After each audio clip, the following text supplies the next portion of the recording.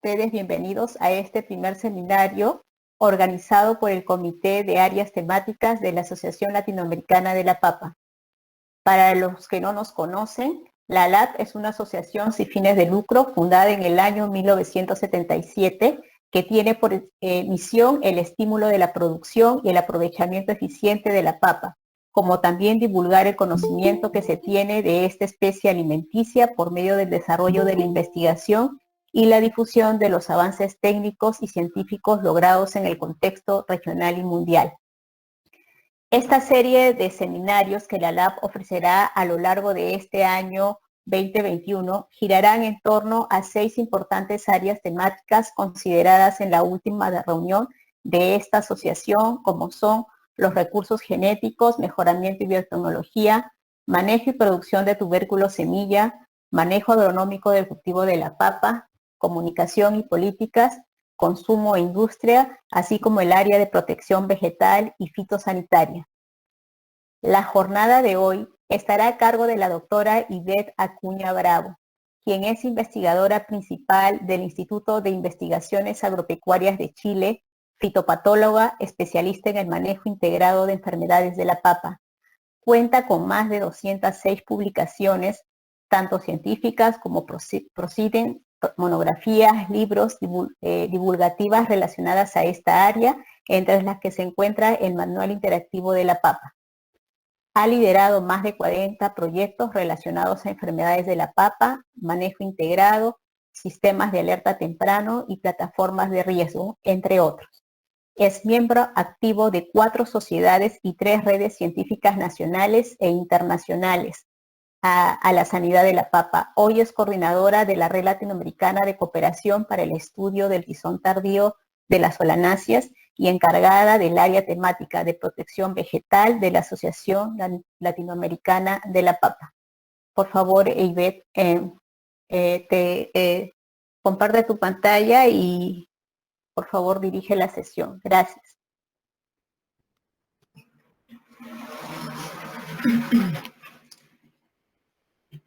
Hola, buenas tardes a todos y todas. Creo que tienes que dejar de compartir la pantalla, Elisa. Bueno, sí, gracias. Muchas gracias, Elisa. Bueno, hoy día le vamos a dar la bienvenida a este seminario que es organizado por ALAP, junto al área temática de sanidad vegetal, como decía bien nuestra presidenta. Bueno, cuando hablamos de sanidad en el cultivo de papa, pensamos siempre en las principales limitantes que tiene el cultivo a nivel mundial y en especial, ¿cierto?, en nuestro continente. Porque muchos de estos problemas sanitarios han evolucionado junto al hospedero que es la papa, la cual es originaria de las Américas. Y bueno, uno de los principales problemas que este cultivo tiene es el tizón tardío. En la LAP del año 2014, en la reunión que se realizó en Bogotá, Colombia, se formó un grupo de investigadores que estábamos interesados en trabajar en esta importante enfermedad. Y formamos un grupo que se llamó Tizón Latino, ¿ya? Esta es una iniciativa, como dije, de un grupo especialista que trabajamos en esta patología, y el objetivo es aunar esfuerzos y compartir nuestro conocimiento. Hoy estamos trabajando en un proyecto financiado por Fontagro, logramos, ¿cierto?, algún financiamiento para poder avanzar en investigaciones, y en este proyecto participa Argentina, Ecuador, Panamá y Chile. Además, estamos trabajando en cooperación con el Centro Internacional de la Papa y también con otras instituciones en cada uno de los países en Latinoamérica, ¿bien? Bueno, esto nos ha permitido avanzar en el conocimiento y manejo de esta importante enfermedad. Hoy día queremos compartir con ustedes parte de los resultados que hemos tenido hasta la fecha. Bueno, antes de comenzar, le vamos a dar algunas recomendaciones. Primero, que mantengan su micrófono apagado. Las preguntas, por favor, realizarlas a través del chat. donde vamos a ir seleccionando una pregunta para ser contestada por el expositor después de cada una de las presentaciones. Y al finalizar las 3 exposiciones que tenemos para hoy día, haremos una ronda de preguntas y respuestas del chat y verbales, ¿ya? La idea es que podamos hoy día compartir experiencias y tener una jornada agradable. Bueno, primero vamos a partir con nuestra primera expositora, quien nos va a hablar del monitoreo de Phytophthora infestan en Latinoamérica. Ella es Florencia Luca, del INTA Argentina. Florencia, quizás pudieras empezar a presentar a subir tu presentación mientras yo hago la introducción de tu currículum. Perfecto, ya mismo. Florencia, ella es ingeniera agrónoma, apasionada por el cultivo de papa y la fitopatología. Ella posee un doctorado en ciencias biológicas, lleva trabajando más de 20 años en proyectos de investigación y desarrollo agrícola en el Instituto Nacional de Tecnología Agrícola del INTA Argentina, en colaboración con la Universidad de Wageningen, en Holanda, en el marco de un postdoctorado itinerante. Es responsable del Laboratorio de Micología y Bacteriología del Grupo de Investigación en Papa y Sanidad Vegetal de INTA en Balcarce. Trabaja con diversos grupos científicos de todo el mundo, con una visión global de los sistemas de apoyo a la decisión para el control de tizón tardío de la papa y la genotipificación de las poblaciones de Phytophthora infestan, participando en diferentes proyectos colaborativos y publicando varios trabajos en estas áreas. Ha tenido trabajo en Argentina, en América Latina y también en Europa. Hoy día es la coordinadora de la genotipificación de poblaciones de Phytophthora infestan de la Red Latinoamericana de Investigaciones en Tizón Latino. Bienvenida, Florencia. Muchas gracias. ¿Tengo abierto el micrófono? Sí. Perfecto. Buenas tardes a todos. Yo les voy a hablar, como introdujo Ivette, respecto del monitoreo de las poblaciones de Phytophthora infestans en Latinoamérica. Como verán en este primer slide, lo que van a ver a muchas personas porque hemos trabajado conjuntamente con varios grupos de investigación de Latinoamérica. En mi caso, aquí les voy a presentar a las personas que están en este primer slide. Andrea Puebla es responsable de la unidad de genómica, donde lleva adelante la implementación práctica del genotipificado de poblaciones de Phytophthora. Con Silvia Restrepo, de la Universidad de los Andes, tenemos varios trabajos en conjunto, les voy a mostrar uno publicado recientemente. Giovanna Dañeses también de la Universidad de los Andes, trabaja con Silvia y tenemos otro trabajo que ayer se envió el manuscrito a Phytopathology.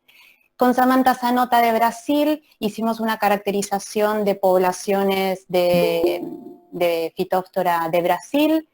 Con Ivette trabajamos previamente y ahora en el marco del proyecto Fondagro que les mencionó, así como con Cristina Tello de Ecuador y Rodrigo Morales y Arnulfo Gutiérrez de Panamá. Vamos a introducir esta tarde el tema del tizón tardío de la papa, como el estrés biótico más importante del cultivo de papa, y trabajando en otros cultivos también es el patógeno más importante del tomate y otras solanáceas. Si ustedes ven aquí, estas son las 12 secciones del genoma que nosotros ponemos en estudio. Los colores solo ayudan a identificar que no todos los organismos dan el igual perfil, y aquí en este extracto ustedes pueden ver muestras de Brasil, de Colombia, de Chile y de Argentina. Estos perfiles, estos 12 marcadores, nos van a dar como una identificación de las muestras de cada región. Y también nos van a permitir, si ustedes ven aquí, ver las variantes que hay dentro de una misma línea clonal. Por ejemplo, Brasil, Chile y Argentina tienen el genotipo que es el 2:1, pero aún así ustedes pueden ver que hay diferencias dentro de esta línea clonal. Estas actividades, yo les decía que las llevo a cabo en el INTA la genotipificación de lo que son las muestras de Latinoamérica por contar con facilidades para poder llevarlo adelante, tanto en Balcarce como en la unidad de genómica del Instituto de Biotecnología. Vayamos a las publicaciones de las que le hablé. Esta publicación fue del año pasado en Phytopathology, en donde se caracterizaron aislamientos de Phytophthora infestans y de Phytophthora beta-6 en 2 regiones de Colombia. Aquí vemos el mapa de Colombia, las áreas de muestreo estaban en el sur, Nariño y Putumayo, y en el centro, Cundinamarca. Y si ustedes ven aquí en estos círculos, en verde están los aislamientos de Phytophthora y en naranja los de Phytophthora verde infestan y en naranja beta-6. ¿Qué buscaba este trabajo? Determinar si Phytophthora beta-6, que hasta ahora había sido descrita en el sur, se encontraba presente en la región central de Colombia. Después, evaluar si Phytophthora beta-6 era del mismo tipo en el sur que en el centro, y finalmente determinar si coexistían Phytophthora infestans y beta-6 en estas regiones y si podíamos identificarlas. ¿Qué vimos con este trabajo? Que Phytophthora infestans es la especie predominante en el cultivo, predominante en la papa cultivada y caracterizada como de la línea clonal S1. Por su parte, beta-6 fue la especie predominante en tomate de árbol y caracterizada como de la línea clonal EC3. Después, cuando hicimos la caracterización con este set de 12 marcadores, lo que pudimos ver es que se pudo identificar tanto en el sur de Colombia como en la región central. Hay un micrófono abierto. Y esto amplió el rango geográfico de identificación de Phytophthora beta-6 en Colombia. Una forma de abordar estos mismos datos es a través de estas gráficas. Vean en este sector la A, que es de componentes principales. Aquí claramente podemos ver que se separan, se agrupan todas las Phytophthora infestans a un lado y se separan de lo que es Phytophthora beta-6. Y en esta otra, al incluir como aislamientos de referencia Phytophthora andina, podemos ver 3 grupos bien identificados. Nuevamente Phytophthora infestans separado de beta-6 y andina de estos 2. Este otro gráfico, se basa en las distancias Brugo, distancias genéticas. ¿Y qué tienen que observar aquí? Fíjense que aquí tenemos brazos, estos se le llaman bracitos o branch. Cuanto mayor grosor tenga, es que la distancia genética es menor. Entonces, en este sector vamos a ver todos los aislamientos de Phytophthora infestans. Aquí ese brazo conector se hace más fino, quiere decir que hay una distancia genética mayor con este otro grupo, que es el de Phytophthora beta-6, y aquí nuevamente se hace más fino y aquí está el grupo de Phytophthora andina. Entonces, mediante este trabajo, se pudieron distinguir Phytophthora andina de Phytophthora beta-6 y de Phytophthora infestans, beta-6 y andina respectivamente. Y a su vez, con los distintos colores podemos ver el origen geográfico de cada una de ellas. Entonces, como conclusión de este trabajo, la estructura genética de la población de Phytophthora podía explicarse por un efecto combinado entre las especies Phytophthora infestans y beta-6 y del origen geográfico de la cepa. ¿Qué habíamos visto en particular? Que Phytophthora infestans, por ejemplo, era mucho más variable en el centro de Colombia que en el sur. Y por su parte, Phytophthora beta-6 era mucho más variable en el sur que en el centro. Esto puede deberse a eventos que originaron estos grupos en distintos o una que haya evolucionado más una población que la otra. Eso está, sigue en investigación. Este es otro trabajo del que yo les comenté que se presentó ayer en manuscrito, y es de la caracterización tanto fenotípica como genotípica de aislamientos de Phytophthora asociados al cultivo de tomate y de papa en Colombia. Una vez que nosotros ya tenemos caracterizados los aislamientos, el paso siguiente es poder complementar estos estudios con caracterizaciones fenotípicas, focalizada en la sensibilidad a fungicidas. En este caso estuvo focalizado en estudios de sensibilidad a mefenoxam, simoxanil y fluopicolide. En la próxima reunión que tengamos les voy a contar en más detalle este trabajo, pero era para mostrarles cuáles son las líneas de investigación en las que estuvimos trabajando. Ahora vayamos a la caracterización que se hizo de las poblaciones, en las primeras caracterizaciones que hicimos en el marco de la red de Tizón Latino. La primera fue esta en conjunto con aislamientos de Argentina, Brasil y Chile en la campaña 2017-18. En Argentina, aquí les muestro los puntos de muestreo, en el sudeste de la provincia de Buenos Aires, Córdoba y Tucumán. En Chile, por su parte, lo hicimos en Coquimbo, muestras de Coquimbo, de los ríos, la Araucanía, los lagos y Valparaíso. Y Brasil, que esto fue muestras colectadas por Samantha Zanota del Instituto Biológico de Sao Paulo, provenían de Paraná, Río Grande do Sul, Sao Paulo y Minas Gerais. Este es un subgrupo de 50 muestras que analizó Samantha en INTA. ¿Qué información teníamos de estas poblaciones? El último reporte global, era de finales de los 90, había identificado en Argentina 5 líneas clonales denominadas AR1 hasta AR5, todas correspondientes al tipo de apareamiento A2. En Chile siempre estuvo identificado en la línea clonal US1. Y en Brasil, por su parte, este reporte global identificaba la línea clonal BR1. Tras la caracterización con este set de 12 marcadores, identificamos en Argentina que pertenecían los aislamientos todos a una línea clonal de origen europeo que estuvo en Europa dominando a principios de los 2000, que se denomina 2A1, del tipo apareamiento A1 y identificada como 2.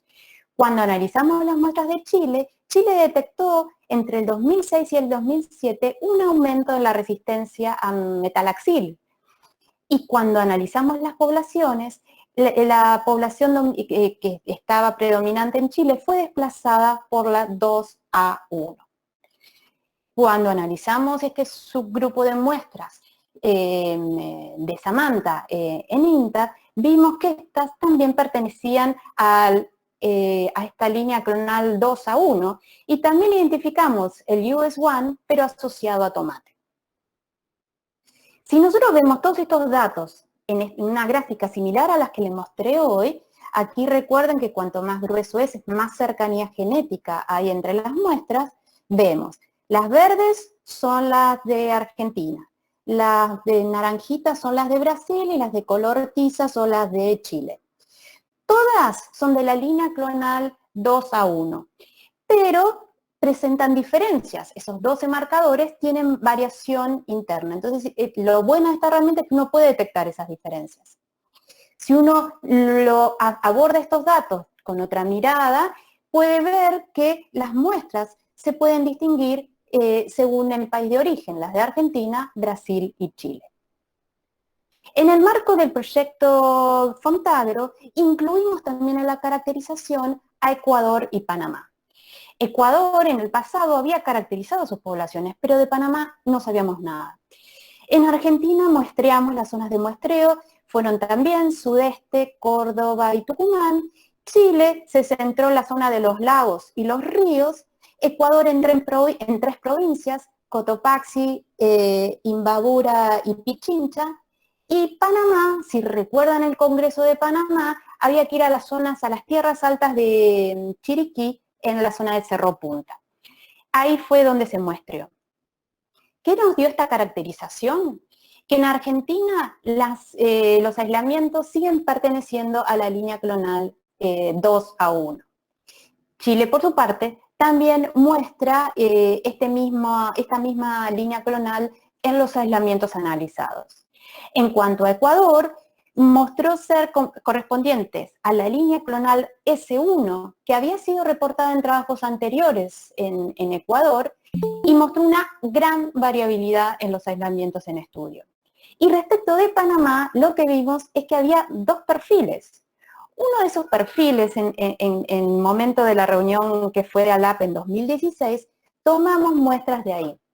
Yo tomé una muestra y otra se la di a David Cook, que está en Escocia y que es con el que aprendí esta metodología, que desarrolló y mantiene esta metodología en la red europea. En cada laboratorio obtuvimos los mismos perfiles y era un perfil no identificado hasta el momento. Y en esta vez encontramos dos perfiles. Aquí se los muestro. Veamos. En verde son las muestras de Chile. En este color mostaza, amarillo mostaza, son las de Argentina. Y aquí están las de Ecuador, muy variables. Y las de Panamá se dividen en dos grupos. Un grupo está por aquí y otro es más cercano al de las muestras de Argentina. ¿Qué vimos en este? Este podría ser un perfil del tipo 2A1 que muestra una mutación en uno de los marcadores. Si uno aísla esa mutación, si no se focaliza en ella, el resto del perfil es típico de un 2A1. Y este otro perfil aún estamos tratando de determinar si está reportado o cómo clasificarlo. En otro lo incluimos con muestras en un estudio global y se asocia más a aislamientos, está más próximo a los de Ecuador y aislamientos reportados en Perú y demás.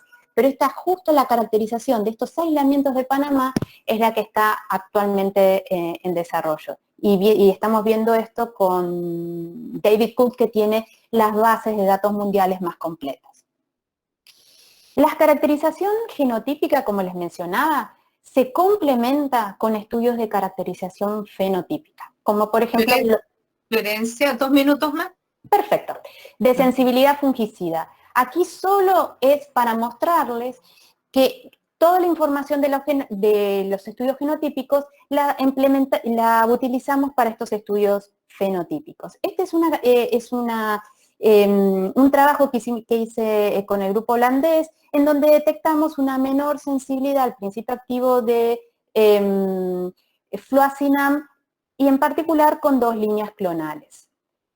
¿Qué vimos? Que este aislamiento, si solo se trataba en el campo con fluacinam, mostraba menor sensibilidad. Pero con cuestiones de si uno sabe esta información, puede o bien combinar el fluacinam con otro principio activo para poder manejarlo mejor. De aquí también detectamos que había otra línea clonal, la 37, que presentaba un mejor fitness en el campo, es decir, competía muy bien con otros aislamientos que había. Y esto dio origen a otro trabajo que está pronto a salir. Nosotros, y yo hice una prueba incluyendo el 2A1 en estos estudios, y lo que vimos es que, ustedes como ven aquí, a las 6, 24 y 48 horas, la sensibilidad de distintos principios activos se va perdiendo. Entonces hay que estudiar, hay que monitorear esta sensibilidad para hacer un manejo más eficiente del tizón. Y ya para finalizar, contarles que uno de los componentes del proyecto Fontagro es el del monitoreo del agente causal. Y la idea es continuar con estas caracterizaciones, tanto en Ecuador, Chile, Argentina y Panamá, a fin de conformar este mapa genómico que tenemos en mente. De mi parte, invito a cualquiera que tenga muestras o que desee que les envíe tarjetas de muestreo para muestrar en sus países, hacerlo a fin de tener una idea actualizada del estado de las poblaciones en sus países. Hay otro estudio en marcha con el grupo colombiano, que es un estudio de escenarios globales y locales para entender cómo han sido las migraciones de las poblaciones de Phytophthora infestans. Este es un trabajo con Camilo Patarroyo. Y conjuntamente con la red europea y también US Flight es hacer una base de datos global para analizar la dinámica de las poblaciones de Phytophthora infestans. Eso es todo. Muchas gracias, Florencia. Por favor. ¿Dejo de compartir, Ivette? Sí, por favor. No veo... Florencia. Sí, decime.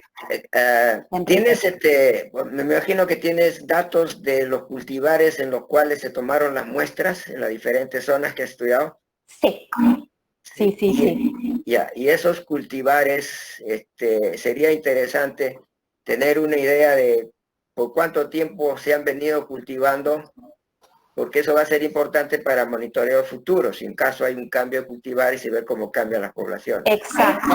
Cuando nosotros buscamos información en cada muestreo, con estas tarjetas pedimos en lo posible se informe sobre el cultivar. Si tienen información de aplicaciones químicas es clave porque podemos hacer alguna asociación con una reducción en sensibilidad de un fungicida. Así fue como apareció lo de Flocinam. Fue en un ensayo que solo se aplicaba Flocinam y apareció Phytophthora ahí. Pero esa información está. Lo que hicimos ahora fue caracterizarla y el siguiente paso es ver las diferencias que hay en las poblaciones, ver si tienen alguna relación con la variedad, con el fungicida aplicado, con una ubicación geográfica. Ya, la otra pregunta es, ¿el A1 se refiere al grupo de compatibilidad A1? Sí, tipo de apareamiento A1, sí. O sea que no has detectado el grupo de apareamiento A2. Por ejemplo, en Argentina, el último reporte de finales de los 90 hablaba que había A2. Sí. En algún momento que había A2 y A1. Desde que yo estoy monitoreando, desde el 2007 hasta ahora, no solo encontré A1. Pero esa caracterización de como A1 o A2, ¿la has hecho en base a qué tipo de prueba? ¿La has hecho en base a placas? De apareamiento. Exactamente, sí, la tradicional que uno coteja con el tipo de apareamiento opuesto. Gracias. Lo único que sería, me da lástima que no tengas datos de Perú y Bolivia en ese estudio. De Bolivia nos tenían que mandar, muestrearon desde el Centro Internacional de la Papa y ellos tenían que compartirnos esa información. Yo recuerdo que en la última reunión de ALAPA hablamos en el micro con vos sobre la frontera del tipo de apareamiento y que era clave Bolivia. Y Perú tiene una publicación reciente muy completa sobre distintos tomadas, aislamientos de Phytophthora de distintas solanáceas. También la estuve viendo, pero la idea ahora es comparar, por ejemplo, los S de Colombia, de Perú, de Ecuador. Sobre todo, discúlpame que insista, disculpa Ibe, es de que es muy importante ahora conocer las poblaciones que están presentándose en la zona andina, especialmente en el Perú, quizás también Ecuador, por el cambio climático. Entonces, ese cambio de poblaciones es muy importante porque obviamente que no se van a quedar de ahí se van a dispersar a otros sitios. Y ahí hay una fuerza de selección, una presión de selección muy fuerte para nuevas variantes de Phytophthora. Total. Algo muy curioso es esta línea clonal 2A1, que está por todos lados, es muy curiosa, y ahora ver el perfil de una parte de Panamá asociado también a este. Gracias. Por favor. Ya, muchas gracias. El resto de algunas preguntas en el chat las vamos a responder después al final. Disculpa, es una sola pregunta para que continuemos. El resto de las preguntas, por favor, al final. ¿Ya? Vamos a continuar. Florencia, aquí hay alguien que pregunta sobre quién es tu contacto en Brasil. Quizá pudiera responder mientras yo subo mi presentación. El contacto en Brasil es Samantha Zanota, del Instituto Biológico. Por lo menos ella en el 2017, como parte de su trabajo de doctorado, fue a la Argentina a caracterizar y aprender la metodología de caracterización genotípica de aislamientos. Florencia, luego en Brasil está Eduardo para Alternaria, que le tengo que enviar todas las muestras. Ya, muchas gracias. Da Embrapa. Podemos, si te parece, César, hablar cuando termine al final de las presentaciones y coordinamos lo que quieras. A gente está envolvido no tema e gostaríamos de estreitar os laços, né? É somente isso que eu queria dizer. Ok, muy bien. Hasta luego. Bueno, no sé, ¿ven mi presentación? ¿Sí? Sí. Muchas gracias. Disculpa, pero la idea era que hiciéramos una sola pregunta a través del chat que Florencia pudiera responder o cada uno de nosotros responder y al final de las 3 presentaciones tener una discusión más masiva y hacer las preguntas respectivas. Así que bueno, ahora voy a hablar yo sobre el tema de manejo integrado e implementación de herramientas de apoyo en Latinoamérica. Este es un trabajo que también es parte de la red de Tizón Latino y también está enfocado en el trabajo de implementar estas herramientas en otros países a través del proyecto de Fontagro. Entonces, bueno, en general, ¿cierto? Nosotros sabemos que el tizón tardío es la enfermedad más destructiva que afecta el cultivo de papa en el mundo y este patógeno ha sido capaz de adaptarse a diferentes climas, latitudes, a través de la historia. De hecho, es la primera enfermedad, ¿cierto? Como que se describe atacando plantas y todavía es un problema ya casi, ¿cierto? Desde 1845 y todavía no la podemos manejar. Y en general para su control se utiliza gran cantidad de agroquímicos, lo que aumenta el costo de producción, sobre todo en zonas que son muy favorables para el desarrollo de este problema, y esto también produce un gran impacto ambiental. Por lo tanto, el control de este problema tiene que tener un enfoque integrado. O sea, tenemos que considerar el manejo cultural, el control químico y también conocer, ¿cierto?, cuál es la susceptibilidad de las variedades que se están usando. Y hoy día toma relevancia la importancia de conocer las condiciones ambientales que predominan en cada uno de los territorios de producción de papa para poder implementar un manejo que realmente sea sustentable, sobre todo cuando estamos hablando de cambio climático y también estamos hablando de eventos favorables para la enfermedad, inestabilidad climática en general. Bueno, cuando hablamos del ciclo de tizón tardío, lo que tenemos que considerar, ¿cierto?, que cuando estamos hablando de poblaciones que se multiplican en forma clonal, las principales fuentes de inóculo de este patógeno son las papas o los hospederos alternantes, ¿cierto? Restos de material que van quedando en el campo, donde puede sobrevivir este patógeno de una estación a otra o permanecer pasando de cultivo en cultivo. Cuando se dan las condiciones ambientales favorables, el cultivo produce esporangios y zoosporas que infectan el tejido vegetal, principalmente hojas, tallos y al final de la temporada también los tubérculos. Y este ciclo continúa mientras existan condiciones ambientales favorables para que el patógeno se multiplique. Por lo tanto, cuando estamos hablando de cómo poder controlar en forma sustentable este problema, primero es eliminar, ¿cierto?, de dónde viene el patógeno, cuáles son las fuentes de infección, pero también el uso de agroquímicos en forma racional. ¿Qué significa?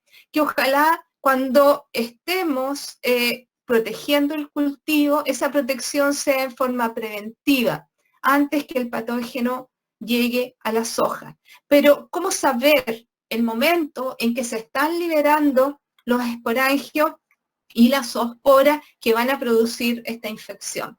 Y ahí entra el conocimiento, ¿cierto?, sobre cuáles son las condiciones ambientales que favorecen y cómo podemos utilizarlo como una herramienta de apoyo. ¿Qué hacer entonces? Nosotros sabemos que el tizón tardío es capaz de producir infecciones en cualquier estado de desarrollo del cultivo mientras existan condiciones ambientales favorables. Puede venir en la semilla, pero también puede producir infecciones muy tempranas o infecciones muy tardías que son capaces de infectar los tubérculos. Por lo tanto, nosotros pudiéramos tener un calendario fijo de aplicaciones, que quiere decir, ¿cierto?, que vamos a tener constantemente protegido un cultivo. Esto significa, hay que conocer, ¿cierto?, los efectos residuales de los productos, y eso significaría muchas veces aplicaciones cada 7 o 10 días, lo cual terminamos con muchas aplicaciones. Entonces, cuando estamos hablando, ¿cierto?, de manejo de este problema, el control integrado. Rotaciones principalmente, ¿por qué? Porque mientras vamos reduciendo los focos de infecciones o los puntos de donde viene el patógeno, ¿cierto?, las fuentes de la enfermedad, vamos a tener menor presión del problema. Y también cómo a través del manejo integrado podemos ir reduciendo las condiciones que favorecen las infecciones, especialmente el follaje mojado. Y al hablar de control químico, también tenemos que considerar con quiénes estamos trabajando, ¿cierto? Quiénes son los que van a hacer este manejo.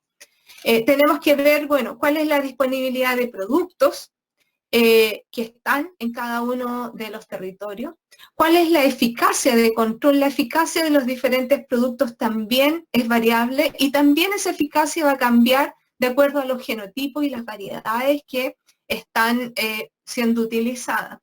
¿Cuáles son las estrategias de aplicación? ¿Qué productos y en qué momento vamos a aplicar? La calidad de las aplicaciones, muchas veces el gran problema en el control químico es la calidad de las aplicaciones. Los equipos de aplicación, si es que están realmente bien o no calibrados. Y una cosa importante es la oportunidad de uso. ¿Cuál es el momento correcto en el que deberíamos utilizar los agroquímicos? Considerando los costos, el impacto ambiental y también las buenas prácticas agrícolas. Entonces, ¿qué son los sistemas de alerta temprana? Los sistemas de alerta temprana señalan si existe o no las condiciones ambientales para que se produzca infección por el patógeno. También nos permite un mejor manejo de la enfermedad y el uso más eficiente y racional de los agroquímicos. Tenemos que considerar, ¿cierto?, que al producir un cultivo de papa necesitamos que el cultivo sea rentable, de calidad, pero al mismo tiempo, en estos tiempos, ¿cierto?, es importante la sustentabilidad. Y tener información para que el agricultor pueda tomar decisiones informadas. En Latinoamérica hay varios ejemplos de herramientas de apoyo a la toma de decisiones que vamos a ir revisando. Primero, el Centro Internacional de la Papa ha estado trabajando en Perú y en Ecuador, con el apoyo de IDIAP en Ecuador, para implementar el uso de un sistema de apoyo a la toma de decisiones basadas en discos, ¿ya? Este sistema utiliza como base la susceptibilidad de los diferentes cultivares, utilizando los colores del semáforo. Rojo para los cultivares susceptibles, amarillo para los moderadamente resistentes y verde para los cultivares que muestran resistencia al tizón tardío. Este sistema además considera otros factores dentro de la herramienta de apoyo, ¿cierto? La susceptibilidad del hospedero, pero también considera las condiciones medioambientales, el tiempo desde la última aplicación del fungicida y un disco que da las recomendaciones, ¿ya? El sistema utiliza estos discos que van sobrepuestos unos con otros y se basa en números, ¿cierto?, que tienen que ser sumados para poder determinar el riesgo de presencia de la enfermedad. Por ejemplo, si en las observaciones, en los últimos 7 días, no ha habido lluvias y la última aplicación de fungicidas tiene, por ejemplo, más de 10 días, se suma 0 más 5. Y si tenemos datos entre 4 y 5 en la suma, significa que podríamos aplicar un producto de contacto. Sin embargo, si tenemos que ha habido lluvia en los últimos días y las últimas aplicaciones, por ejemplo, se han hecho más allá de los 10 días, tendríamos 5 más 8, lo que significaría que deberíamos aplicar un fungicida sistémico. Y esta recomendación se la da el disco a los agricultores cuando ellos mueven estas tuelas de acuerdo a lo que van observando. Este sistema ha sido validado, como dije, tanto en Perú y en Ecuador, con una gran cantidad de agricultores a través de 51 experimentos de campo en estos países, donde el sistema fue validado con 150 agricultores, los cuales fueron capacitados para el uso de estos discos, y 150 agricultores con los cuales no habían sido capacitados y utilizaban el sistema habitual de control de la enfermedad. Las capacitaciones se hacían a través de días de campo y obviamente boletines de apoyo.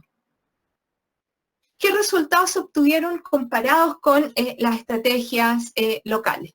Acá 0 es sin el sistema de apoyo, sin la capacitación para el sistema de apoyo, y 1 es con la capacitación para estos sistemas de apoyo.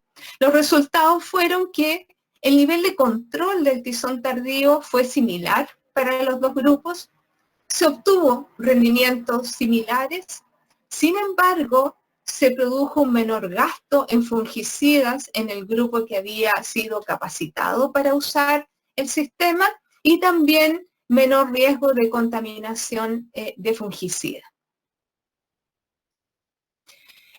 Hoy día, ¿cómo se pueden ir adaptando estas herramientas de apoyo a las circunstancias actuales? El Centro Internacional de la Papa está trabajando en digitalizar este sistema a través de una app y también a través del el mapeo, ¿cierto?, de los territorios de acuerdo a las condiciones y también mediante la utilización de pronósticos hasta 15 días para que el agricultor vaya de alguna forma observando cómo se va comportando la condición favorable para el desarrollo de esta enfermedad. Este es un sistema bastante exitoso y muy adaptable a la pequeña agricultura y sobre todo en territorios donde no hay redes de estaciones meteorológicas. Argentina también ha desarrollado o implementado un sistema de alerta, el cual se llama PhytoAlert. Este sistema utiliza variables meteorológicas de temperatura, humedad relativa, lluvia y riego. Utiliza bases de datos mundiales, tanto para registros y pronósticos. Utiliza también información de resistencia del hospedero y la degradación de fungicidas aplicados previamente. ¿Cuál es el objetivo final? Realizar aplicaciones preventivas justo antes de los eventos de infección. Acá, por ejemplo, esta gráfica muestra, al comparar el uso del sistema PhytoAlert versus un calendario fijo, un control a calendario que es habitual en muchos agricultores, ¿cierto? Como al usar el sistema PhytoAlert disminuimos las aplicaciones de agroquímicos, disminuimos también el impacto ambiental el uso de estos productos y al mismo tiempo disminuimos los costos de control de este problema. También se ha logrado, por ejemplo, como resultados importantes, reducciones en el uso de fungicidas hasta en un 50%, un menor impacto ambiental en un 54,5% medido mediante el índice de impacto ambiental y mayores ahorros económicos entre 11,56 a 47% por hectárea. Y lo más importante, sin afectar el rendimiento. También en Argentina están implementando hoy día estudios de escenarios, esto es a través también del proyecto Fontagro, donde se utilizan conjuntos de datos meteorológicos plurianuales para las principales regiones productoras de papa de Argentina. Se está evaluando en 4 regiones con diferentes tipos climáticos. Y este estudio mostró que PhytoAlert podría contribuir a una producción de papa más rentable y sostenible también en otras regiones ambientalmente diversas. Para validar, se han estado haciendo validaciones en diferentes provincias en Argentina a través del proyecto de Fontagro. Además, se está hoy día trabajando también en el desarrollo de una app para teléfonos móviles que está basada en PhytoAlert y que probablemente va a estar disponible muy pronto. En Chile, estamos trabajando a través de la plataforma tizon.inia.cl. El sistema de alerta temprana está disponible desde la región del Biobío a Chiloé, cubriendo la principal zona papera. Utiliza información de la red de estaciones meteorológicas de línea, que se muestra acá, ¿cierto? Cada punto es una estación. Y los datos también se pueden ver utilizando los datos de la estación, pero también con un pronóstico a 3 días, los cuales son facilitados por la Dirección Meteorológica de Chile. La información de las alertas es enviada a los usuarios a través de la plataforma tizon.inia.cl, también se envía a los correos electrónicos y a través de mensajería de texto a los teléfonos celulares de los usuarios registrados, los cuales hoy día son 5.000 en este territorio.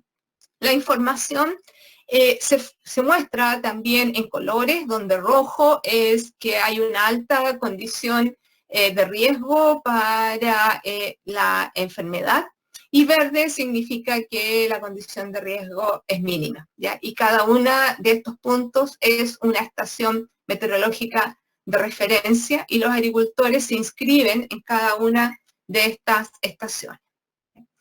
En el fondo, ¿cuál es la estrategia que se quiere implementar? Es que el agricultor sea capaz, ¿cierto?, de tomar decisiones en base a los estados de desarrollo del cultivo, utilizando productos adecuados de acuerdo a los estados de desarrollo, pero también de acuerdo a la condición ambiental predominante en el momento. Acá hay una publicación que hicimos para explicar, ¿cierto?, y que sirva de apoyo para los agricultores. ¿Cómo hemos validado este sistema en Chile? Lo hemos validado bajo diferentes condiciones ambientales, principalmente en la zona sur, como dije, hoy día está desde la región del Biobío hasta Chiloé. Hemos también evaluado el sistema en diferentes cultivares y hemos detectado diferencias significativas de control respecto al testigo y un calendario fijo, con hasta un 50% menos de aplicaciones, con reducción en el impacto ambiental y los costos de control. Acá, por ejemplo, este es un experimento que se cosechó ahora recién, ¿cierto? Y que estamos validando, donde utilizamos el sistema con diferentes variedades, muy resistentes, como por ejemplo Cornado en Chile se muestra, o en la zona sur de Chile se muestra con bastante resistencia, y en las variedades Chepody, donde tenemos los testigos, ¿cierto?, sin aplicaciones, que son estas las barras más largas, y ese es el nivel de daño que tienen los testigos. Y el calendario disculpa, fijo. Ivette, nos ¿Ya? quedan 2 minutos. Ya. El calendario fijo, que casi no tiene daños, y los sistemas de alerta, el cual el daño es mínimo. Se logró disminuir la cantidad de aplicaciones, los costos y también el índice de impacto ambiental. Acá abajo también se muestran resultados de experimentos que hemos hecho en Chiloé, una zona muy favorable para la enfermedad. También se hizo un estudio de impacto del sistema de alerta temprana en Chile, donde se hizo una encuesta a los usuarios del sistema y con preguntas como, por ejemplo, si conociendo o no conociendo el sistema de alerta, si él cambiaba o no cambiaba la forma de utilización. Bueno, la gente que utiliza calendario fijo, el 40%, 45% sigue utilizando calendario fijo, y eso es generalmente los agricultores más grandes, ¿cierto? Los más empresariales, que prefieren tener un control seguro de la enfermedad. Los que aplicaban cuando aparecían los primeros síntomas, los que conocieron el sistema disminuyeron, ¿cierto? Las aplicaciones cuando aparecían los síntomas y empezaron a aplicar cuando el sistema lo decía. Y los que conocían el sistema, el 76% utiliza el sistema de alerta para tomar decisiones, lo cual en realidad es bastante interesante en el uso de la información. El sistema también nos da información de cuáles son las zonas de mayor riesgo. Por ejemplo, el sistema, aquí tenemos información desde el año 2010-2011. El sistema funciona desde julio hasta abril y podemos ver que hay zonas que, por ejemplo, en todos los años tiene muy baja condición con algunos días rojos. Sin embargo, hay zonas que son de muy alto riesgo y son muy predisponente para el control. Por lo tanto, el manejo y la cantidad de aplicaciones necesarias va a ser variable dependiendo de la zona donde estén. Lo otro es cómo trabajamos en realidad con los agricultores. Este es un trabajo que estamos haciendo a través del proyecto Fontagro con pequeños agricultores en Chiloé, donde se le ha hecho diferentes preguntas para ver si ellos realmente conocen o no conocen la enfermedad, conocen las fuentes de inóculo, conocen los productos, etc. Y en general nos damos cuenta que los agricultores creen conocer la enfermedad, creen conocer, manejar bien el problema, pero vemos que el conocimiento real en general es muy bajo. Entonces, trabajar fuertemente en la parte de extensión es fundamental. Hemos estado trabajando a través de parcelas demostrativas para evaluar resistencia a tizones, cómo implementar control químico, cómo implementar control cultural, cómo implementar buenas prácticas agrícolas, que es súper importante en realidad decir, bueno, si vas a utilizar un producto químico también tienes que considerar que tienes que tener un cuidado personal en la aplicación del producto, cuidados en quienes están en el campo y de utilizar en realidad todas las herramientas que ayuden a un buen uso de estos productos. Y bueno, y el gran desafío hoy día, ¿cierto?, que nos ha puesto el COVID es cómo poder trabajar sobre todo con la pequeña agricultura, cómo llegar con las capacitaciones, con la información a las pequeñas agriculturas. Este año hemos tenido que trabajar mucho a través del WhatsApp, los celulares, Google Meet, videos, podcasts y otros. Y en realidad es un gran desafío que creo que para nosotros, sobre todo en Latinoamérica, que trabajamos con pequeñas agriculturas, necesitamos desarrollar herramientas de fácil entendimiento para poder llegar con la información a los agricultores. Bueno, y como comentario y desafíos ciertos actuales, primero, el sistema de alerta logra disminuir la cantidad de aplicaciones, la contaminación ambiental y los costos de manejo. Hay un gran desafío en cuanto a la variabilidad climática. No todos los años son iguales, ni todos los territorios son iguales. En general hay baja disponibilidad de recursos, sobre todo en la pequeña agricultura, para apoyo a los agricultores. La velocidad de reacción en general es lenta. Cuando llegan las informaciones, por ejemplo, a las alertas, nosotros vemos que en general el agricultor no aplica en el momento, sino que incluso una semana después, que cuando le llega la información, puede conseguir el producto, se consigue plata para comprar los productos. En general, la agricultura familiar campesina sobre todo está poco capacitada en el manejo de esta enfermedad. Tenemos que poner mucho más esfuerzo en esto.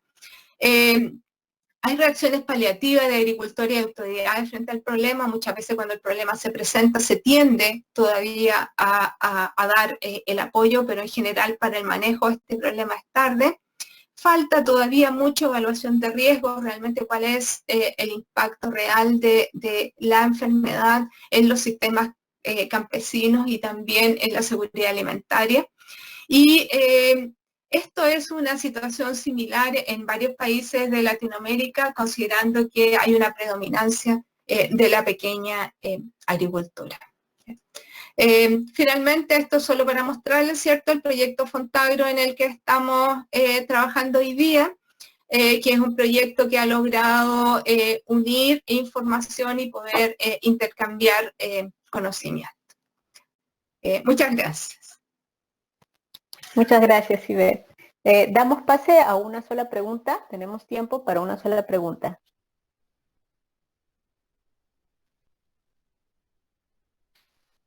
En realidad en el chat tengo para meteorológicas regionales o locales, dice, pregunta, ¿no? ¿Públicas? En Chile específicamente son estaciones públicas que son manejadas por el Instituto de Investigación Agropecuaria y que son financiadas a través del Ministerio de Agricultura a través de línea, en el fondo. Así que la información es pública, la información meteorológica puede ser accedida a través de una plataforma que se llama agroclima.cl. En Argentina entiendo, no sé, Florencia, si tú me corriges, son principalmente estaciones meteorológicas privadas, ¿no? No, nosotros inicialmente empezamos con, hay un micrófono abierto, con estaciones meteorológicas que ubicamos, sí privadas, en los lotes. También está la red de INTA. Pero al utilizar las bases de datos, las bases de datos mundiales, nos independizamos de las estaciones meteorológicas que muchas veces faltaban, había que calibrarlas y ajustar las mediciones y el cambio fue para bien, sin duda.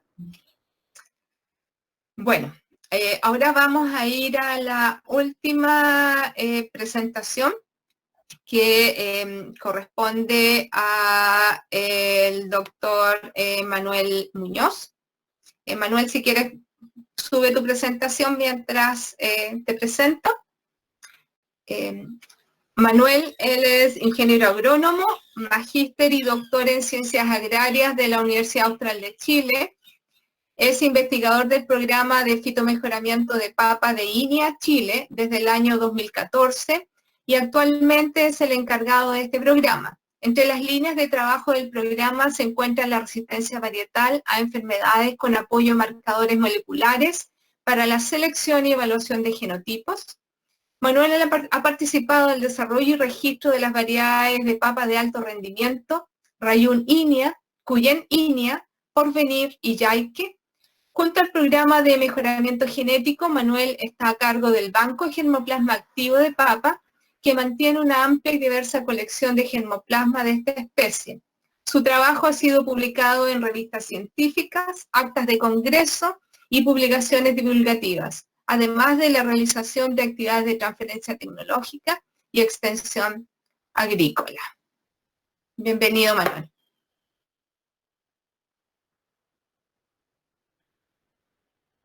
Tenés el micrófono apagado.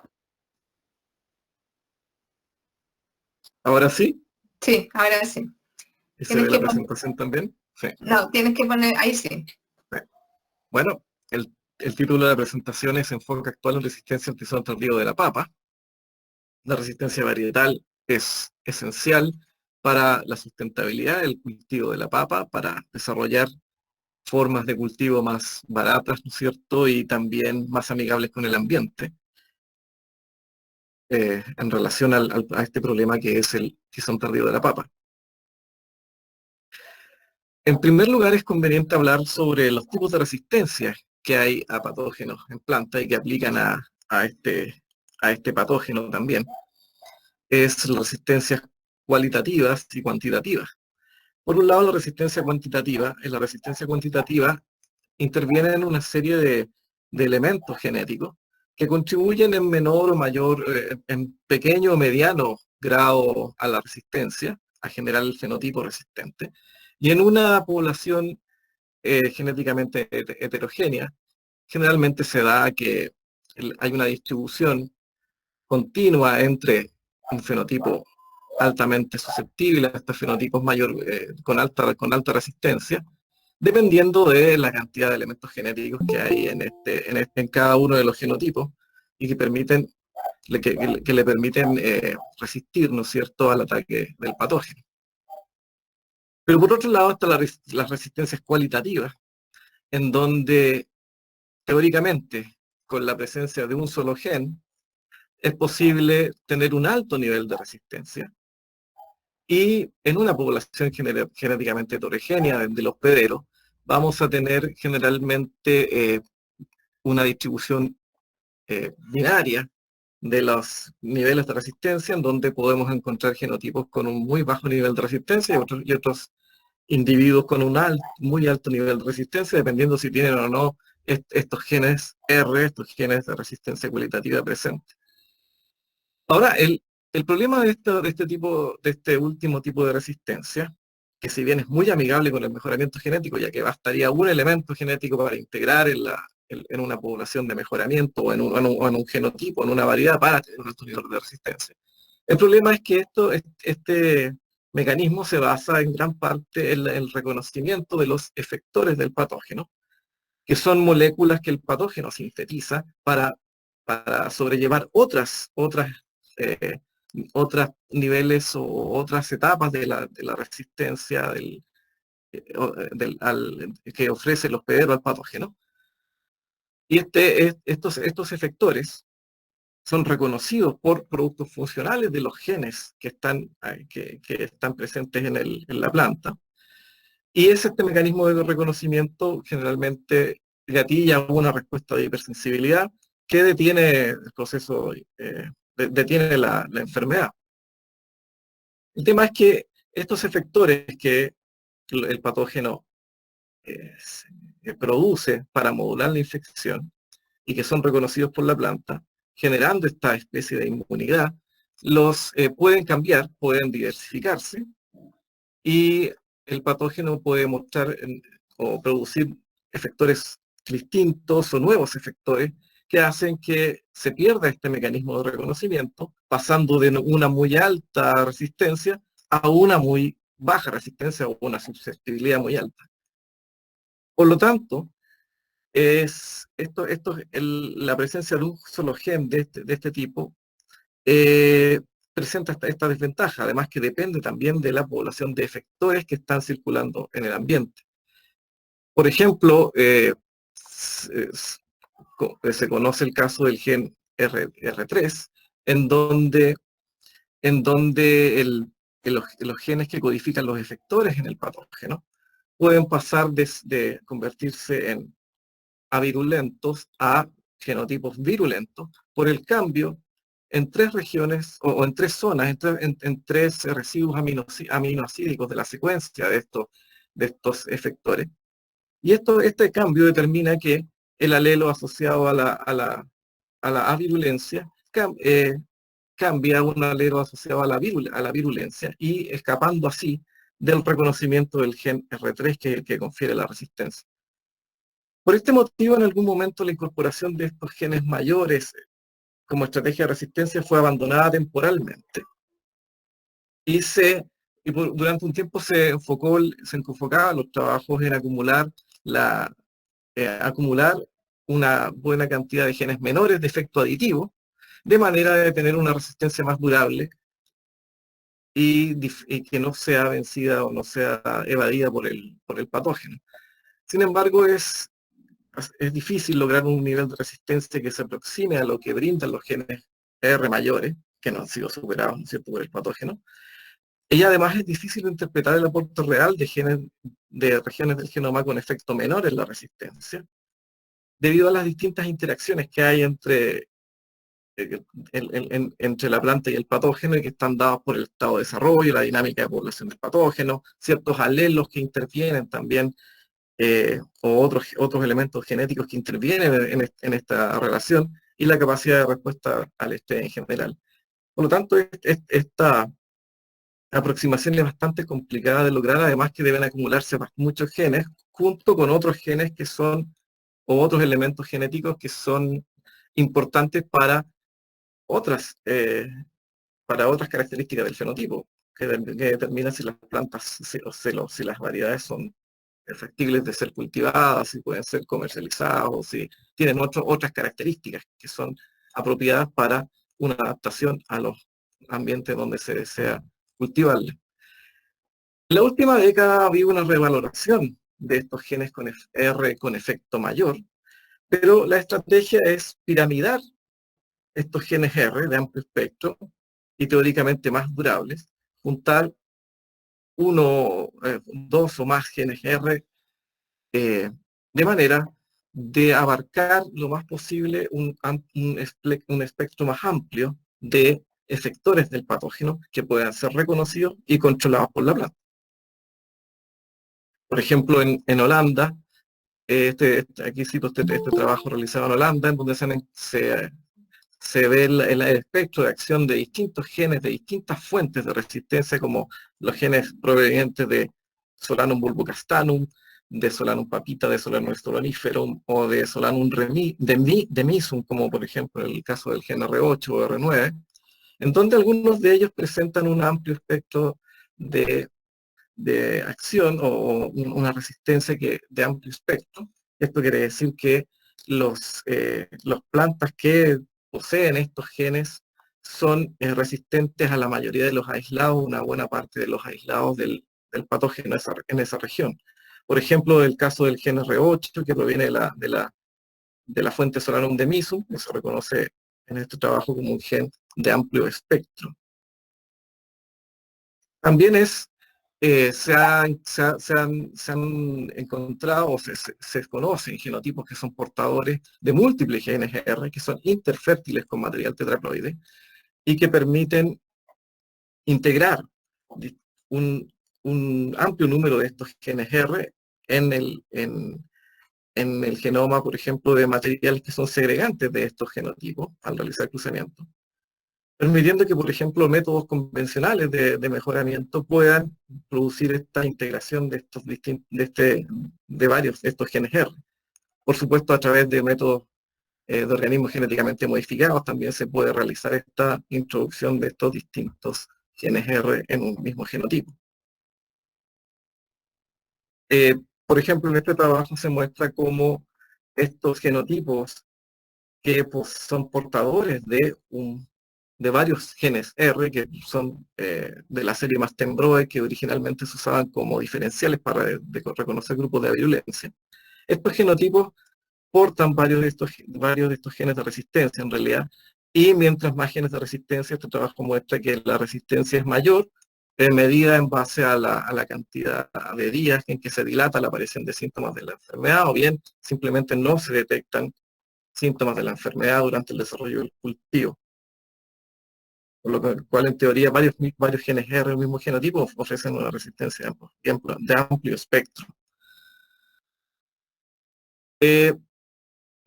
Voy a mostrar 3 diapositivas que me facilitó Hanel Lindqvist Krause del Centro Internacional de la Papa, en donde ellos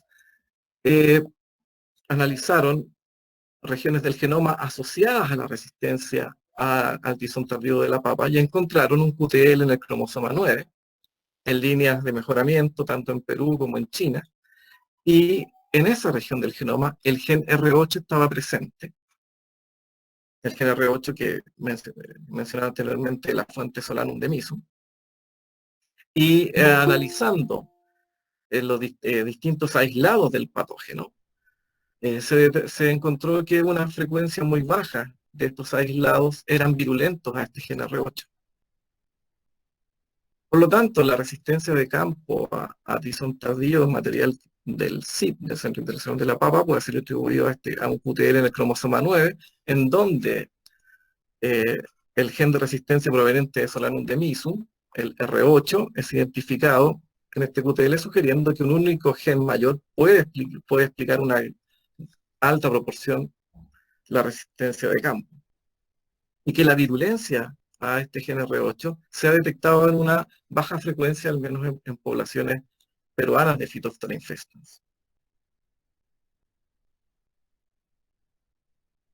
Nosotros en Chile hemos estado trabajando en el tema de incorporar estos genes R a líneas de mejoramiento, y en el caso de las variedades que actualmente se cultivan en Chile, hemos encontrado algunos genes R a través de marcadores moleculares presentes, pero hasta ahora no se dispone de genes, por ejemplo, como el R8, que se han descrito como de un amplio espectro en distintos lugares del mundo donde se ha evaluado. Por ejemplo, en esta diapositiva, en donde se muestran niveles de AODPC en distintas variedades, indicando distintos niveles de resistencia al patógeno. Tenemos, por ejemplo, que variedades como Rayun y Pehuenche que son los que muestran los menores valores de AODPC, por lo tanto los mayores niveles de resistencia, tienen genes R, aunque no sabemos si estos genes son los que explican esta resistencia, pero por lo menos está ese antecedente. Otras variedades como Patagonia también tienen genes R de la fuente Solanum microdontum, y variedades que no se han detectado estos genes R tienen unos niveles de resistencia mucho menores. Aunque, como dije, no conocemos realmente la funcionalidad de estos genes R en esos cultivares. Para integrar múltiples genes R en poblaciones de mejoramiento, hemos estado recurriendo a estos genotipos donantes de estos genes, de estos genes R que se pueden transmitir estos genotipos que pueden transmitir varios genes R, en donde se utilizaron estos genotipos como donantes de estos múltiples genes R para generar segregantes obtenidos desde cruzamiento, controlados con otras variedades, de manera de generar líneas experimentales mejoradas portadoras de múltiples genes R. Entonces se cruzaron estos materiales con distintos cultivares que aportan un background agronómico de buenas características, y por otro lado estos otros genotipos que son los donantes de genes R, con el objetivo de combinar múltiples genes R que confieren resistencia al tizón tardío en nuevas líneas del programa de mejoramiento de papa, y evaluar el nivel de resistencia al patógeno, a Phytophthora infestans, en genotipos portadores de estos genes R heredados de esta hibridación. En este caso, son todos genes de la fuente Solanum demisum, y se utilizaron 90 segregantes que se seleccionaron para hacer estas evaluaciones.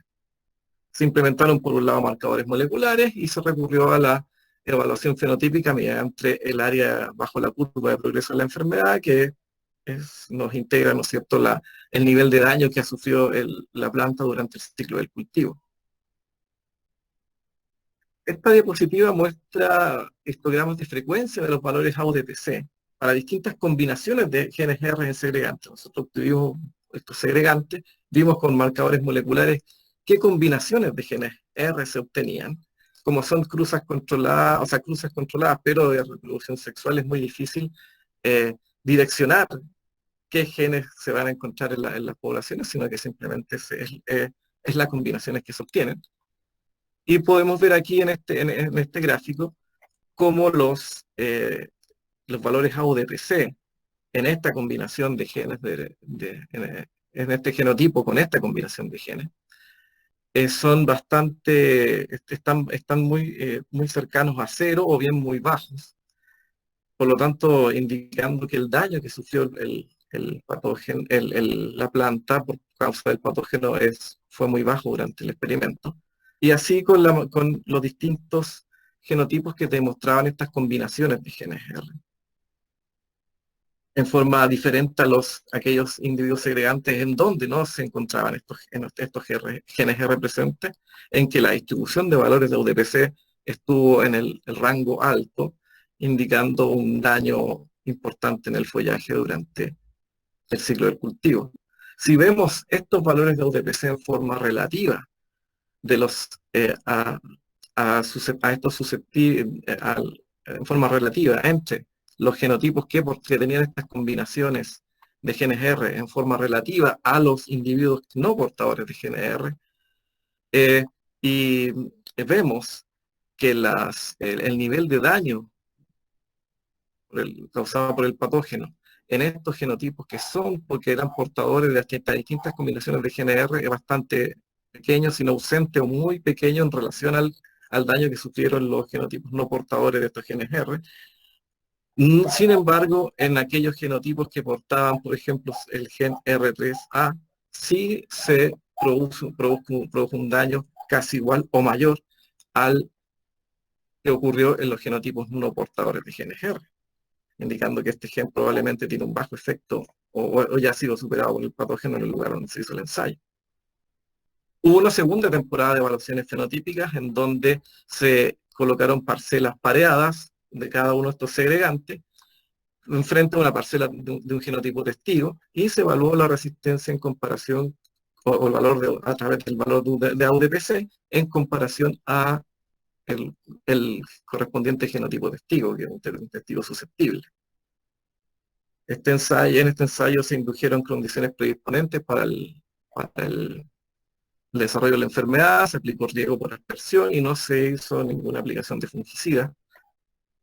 Y si vemos los histogramas de frecuencias de valores de AUDPC para distintas combinaciones de genes R, todos aquellos genotipos que mostraban estas combinaciones de genes R tuvieron valores de AUDPC cercanos a 0 o bien a valores bastante bajos, en comparación con lo que ocurrió en la distribución de valores de AUDPC del testigo susceptible, indicando una diferencia bastante importante entre el daño que tenían en el follaje los genotipos portadores o los individuos segregantes portadores de distintas combinaciones de genes R en comparación al testigo susceptible.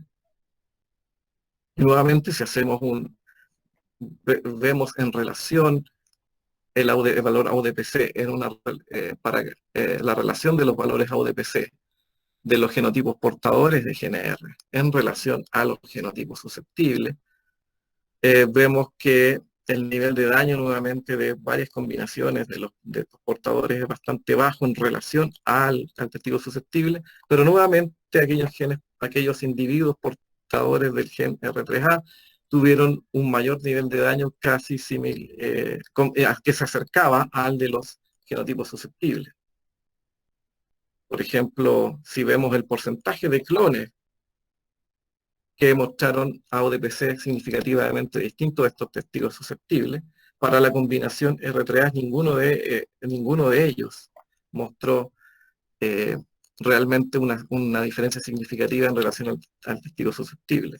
No así otras combinaciones en donde todos los clones eran significativamente menos afectados por Phytophthora infestan que el testigo susceptible. Más allá de la resistencia misma al patógeno, es muy importante en un programa de mejoramiento poder combinar esta característica con otras características que sean mínimas o que sean relevantes en realidad para hacer comercial la variedad, llegar a una variedad comercial con posibilidades comerciales, tanto posibilidades de aceptación en el mercado como posibilidades de cultivo exitoso en el área donde se desea cultivar. Una de las primeras cosas que es necesario evaluar en un programa de mejoramiento es la conformación de los tubérculos que se obtienen de los genotipos segregantes.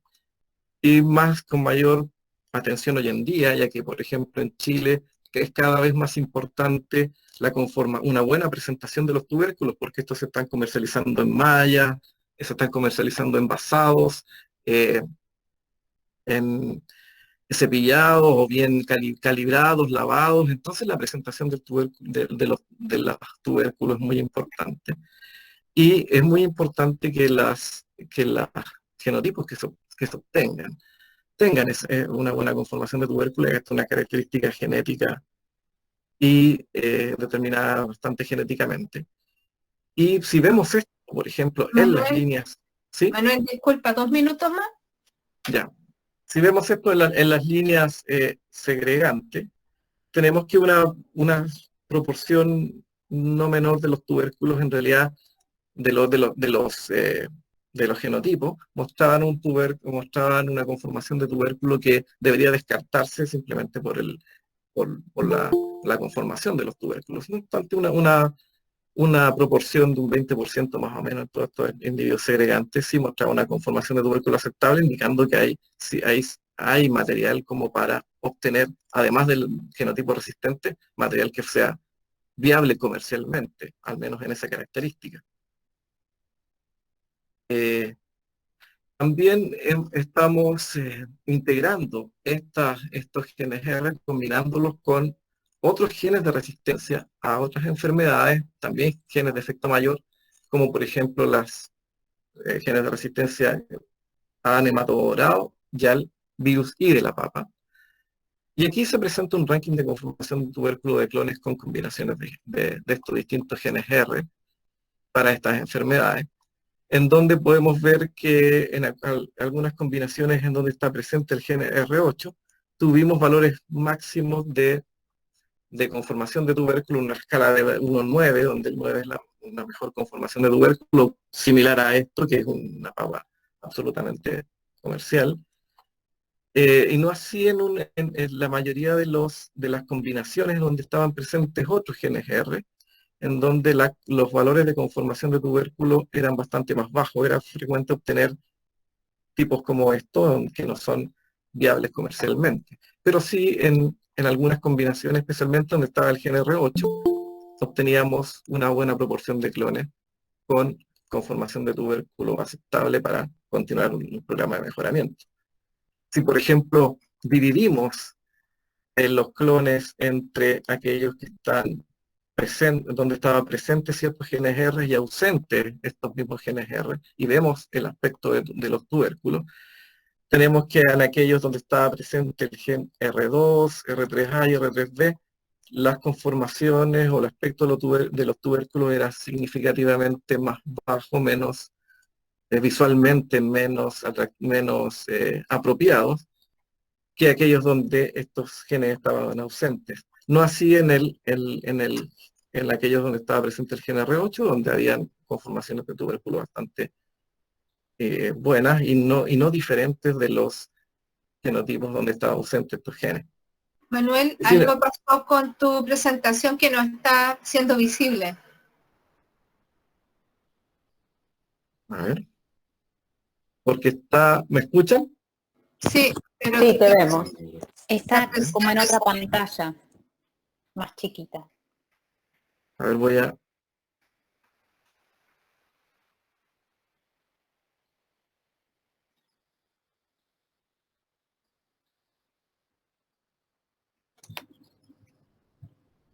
Por ahí si la compartís de nuevo. Ahí está. Ok. ¿Se ve? Sí. Ya. Ahí sí. Creo que aquí fue donde me quedé, ¿no es cierto? Sí, tienes que ponerle en modo presentación.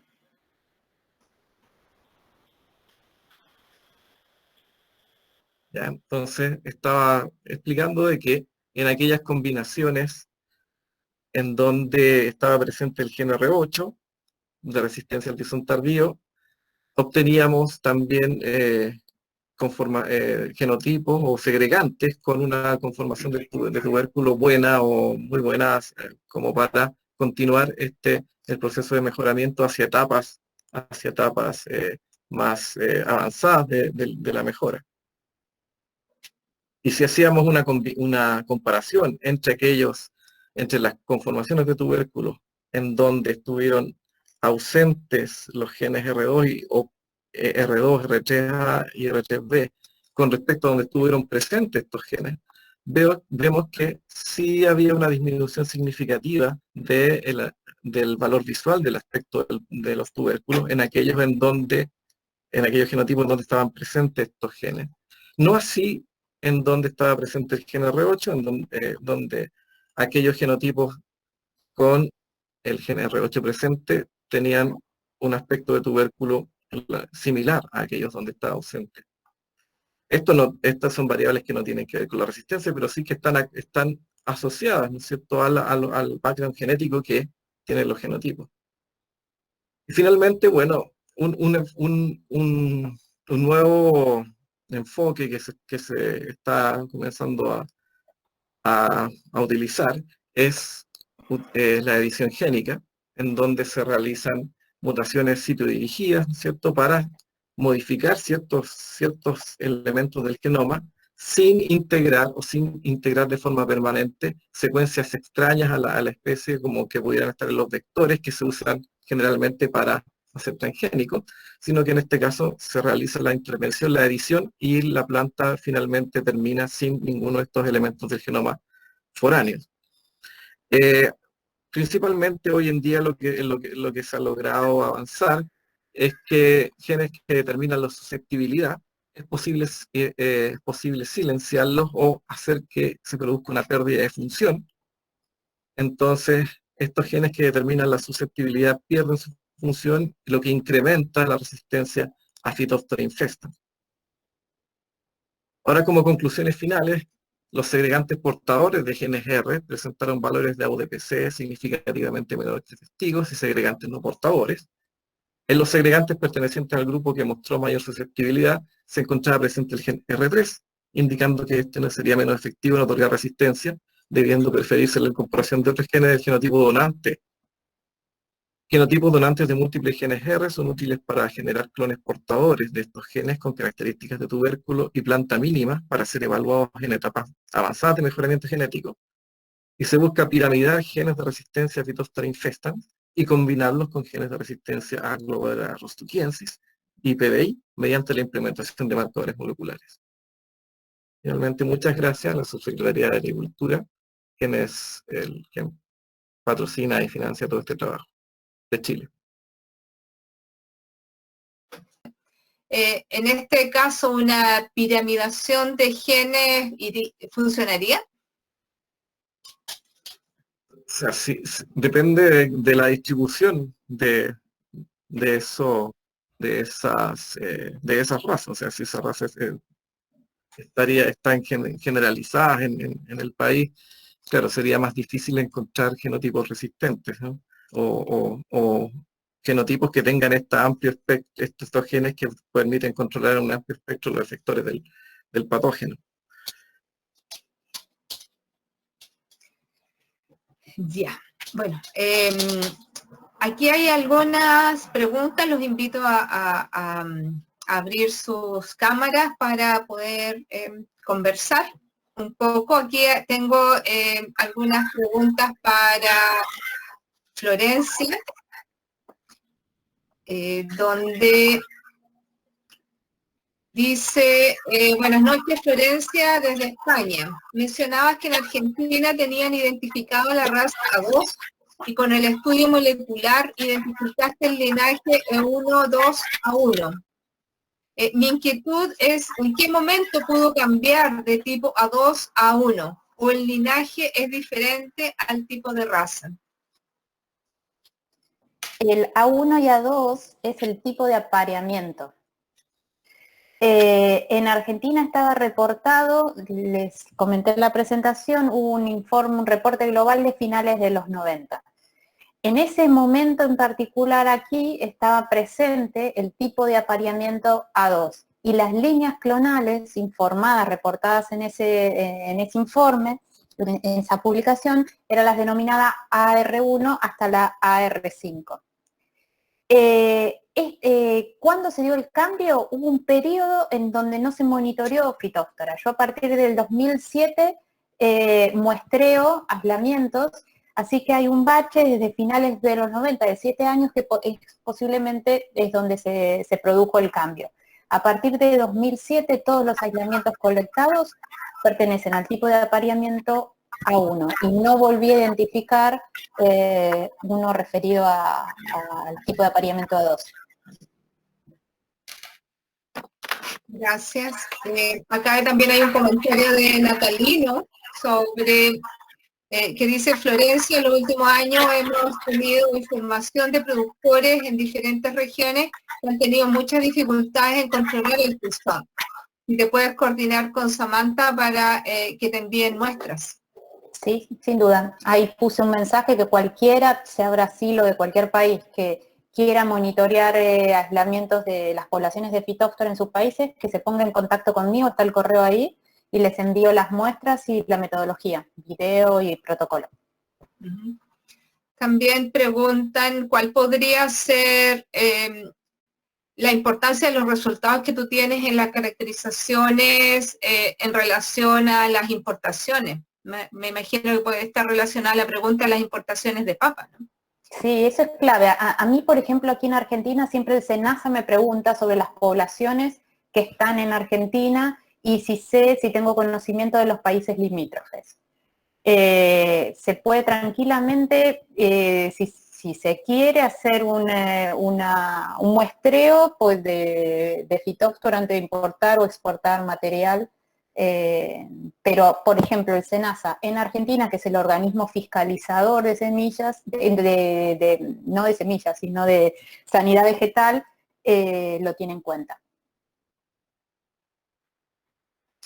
Preguntan también aquí a Ailton Reyes si has encontrado esporas en hojas infectadas en Argentina, Chile, Ecuador o Panamá. En Argentina solo he visto del tipo 1. Para ver esporas tienen que estar presentes los dos tipos de apareamiento. Por lo que sé, en Chile solo el tipo de apareamiento 1 ha sido reportado, en los otros países, Ecuador también solo ha sido reportado, y en Panamá todavía no tenemos información al respecto. Ahora vimos dos perfiles que en función de cómo avancemos con los estudios sabremos de qué tipo de apareamiento corresponden. Y en Brasil sé que no habían hecho, por ejemplo, de estos últimos estudios de ese tipo. Perfecto. Sí, en Chile tampoco se ha encontrado grupo de apareamiento 2 y obviamente no esporas todavía.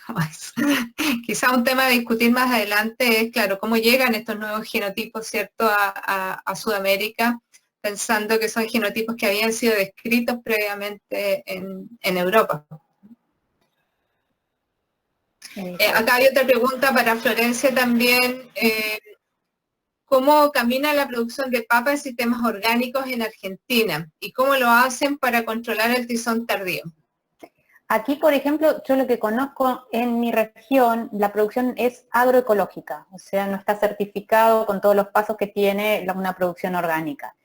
Son productores que logran que el sistema funcione con todos productos alternativos, desde hemoglobina hasta distintos principios, y a ellos les sirve mucho que yo les envíe las alertas de tizón, porque hacen un manejo mucho más eficiente y sé que les está funcionando bien. Los rindes son menores porque todavía tienen que trabajar más con variedades que tengan un mejor comportamiento, pero también los consumidores demandan ese tipo de papas, así que está funcionando. Perfecto. Acá la misma pregunta la hacen para Chile. Bueno, en Chile en realidad la producción orgánica no está. También hay agricultores, principalmente pequeños agricultores, que tratan de manejar sus papas sin aplicaciones de agroquímicos. Hay algunos que están aplicando productos en base a cobre o en base a fosfitos, pero bajo condiciones muy favorables para la enfermedad, sobre todo, por ejemplo, en las zonas de Chiloé o en las zonas costeras del país. El tizón es muy fuerte, por lo tanto, llega finalmente a desecar las papas y tienen ataques muy fuertes. Lo que estamos tratando de hacer en Chiloé es trabajar muy fuerte las buenas prácticas agrícolas con tal de ir disminuyendo lo más posible la presión de la enfermedad para que ellos puedan manejar mejor el problema, y también tratando de manejar en base a fertilizantes y distancias de plantación. Pero finalmente la enfermedad igual entra, porque la mayoría de las variedades son susceptibles, y uno de los problemas con el uso de variedades resistentes también es que el mercado quiere las otras variedades. O sea, en general las variedades que quiere el mercado son variedades susceptibles. Así que yo creo que la gran mayoría acepta las pérdidas.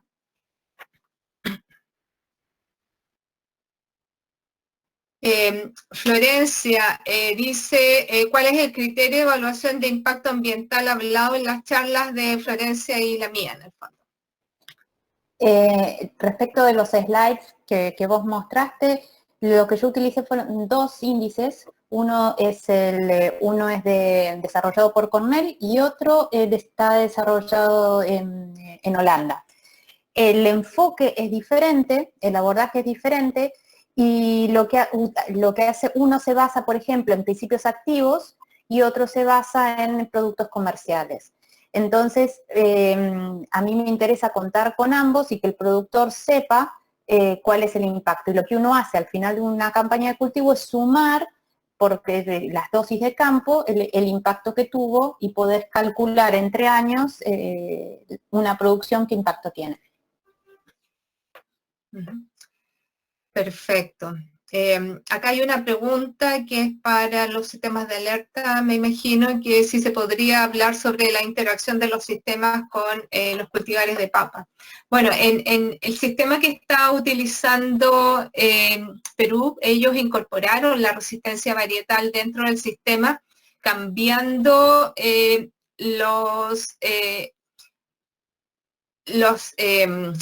los factores de máximos de riesgos en el fondo, cambiando las humedades relativas necesarias y cambiando también cuáles son las temperaturas, principalmente las humedades relativas.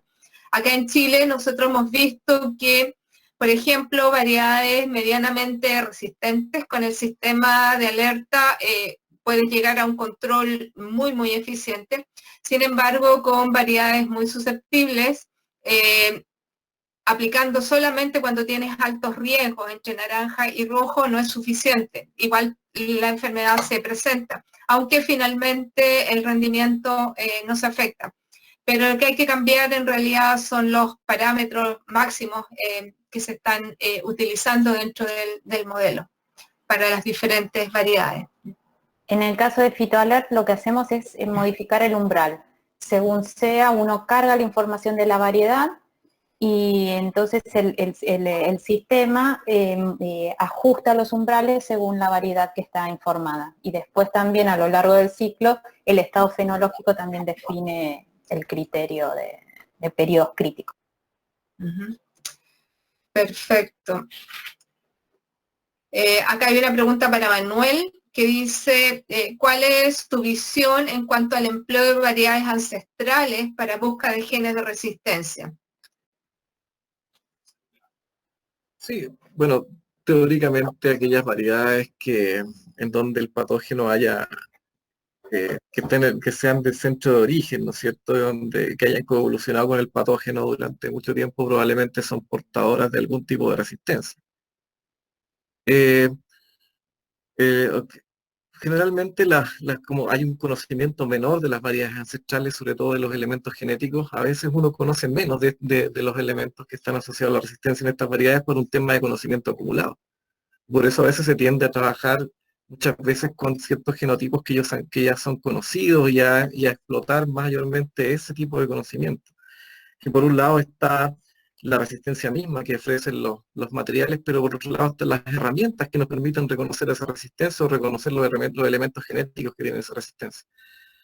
Pero de todas maneras, en aquellos lugares probablemente donde el patógeno haya coevolucionado con estos genotipos ancestrales, va a ser más factible encontrar aquellos elementos de resistencia.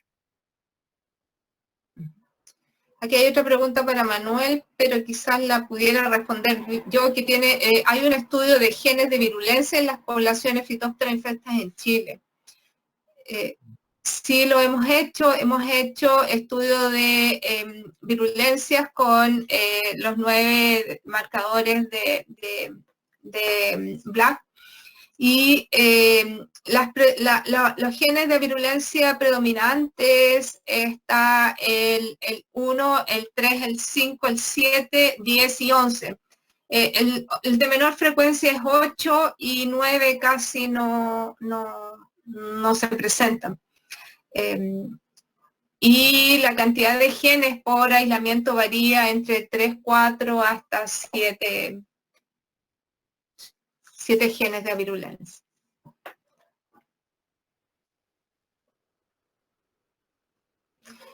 Para Florencia, si han sido encontrados aislamientos autofértiles en Argentina. No. no hemos encontrado.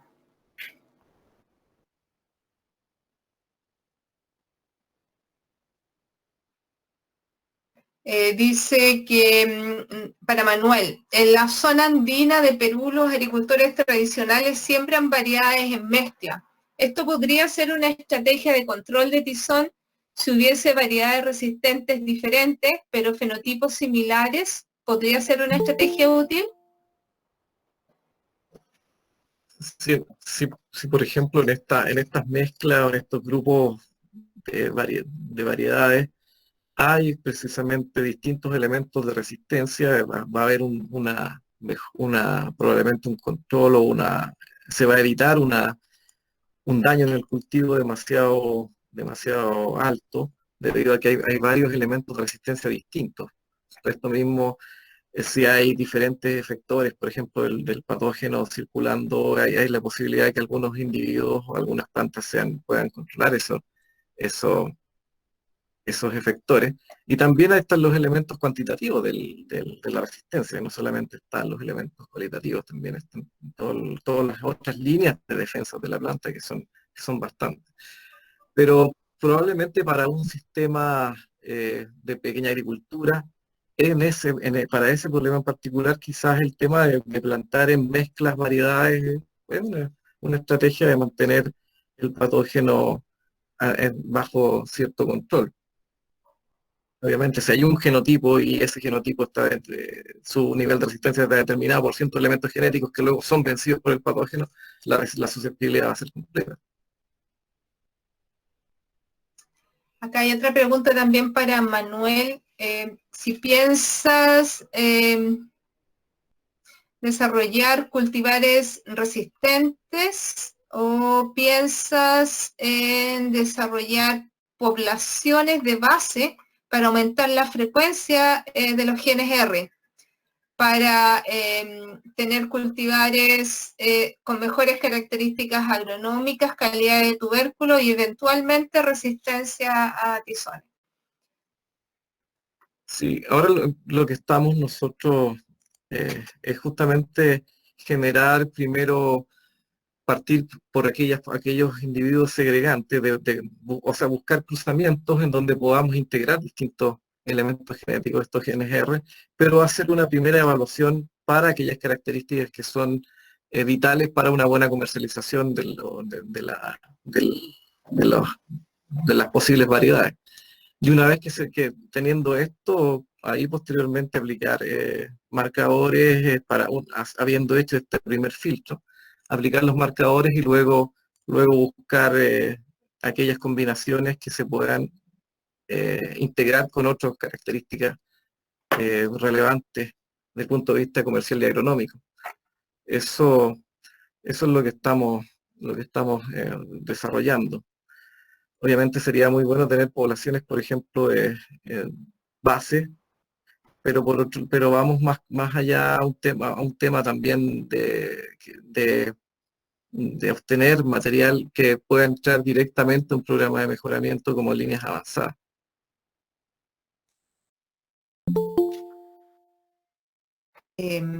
A ver, acá acaban de poner otra pregunta. Bueno, son más que nada felicitaciones, hay hartas felicitaciones para todo el grupo, así que muchas gracias. No sé si hay alguna pregunta que quieran hacer directamente a mano alzada.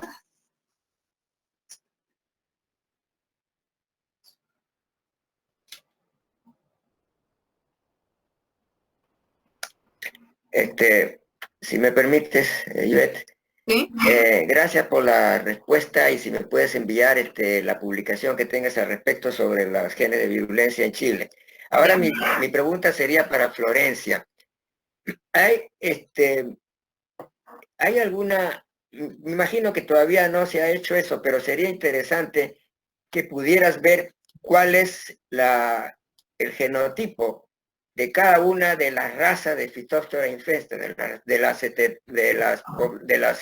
los genes de virulencia, las razas con genes de virulencia específicos, 1, 2, 3, 4, 5.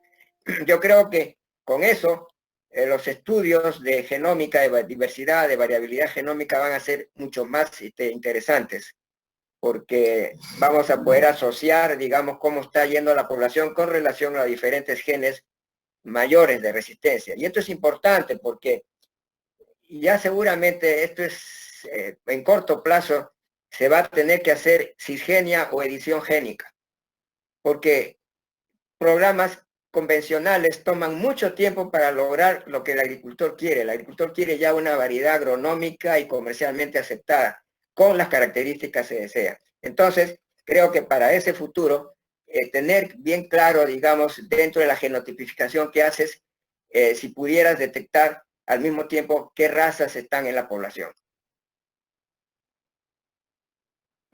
Bien, sí, eso se hacía como parte de la caracterización tradicional, eran los estudios de virulencia, los diferenciales R de Solanum de Mison. Para las poblaciones de Argentina, yo lo tengo hecho, y para todas estas últimas que he analizado, me focalicé mirando el patógeno, pero sin duda es un complemento para el mejoramiento. Sí, sí. Entonces, Florencia, si tienes esa información, sería interesante conocerla.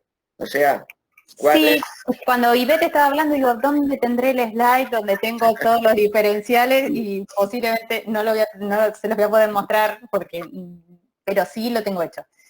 Y sí lo que notamos era que había aumentado el número de genes que era una raza más virulenta. Este es el 2-1 que tenemos aquí. Acá hay una pregunta para Manuel. ¿Tiene una opinión sobre la filosofía de eliminar genes mayores de resistencia a Phytophthora infestan del trabajo del doctor Juan Landeo del CIP?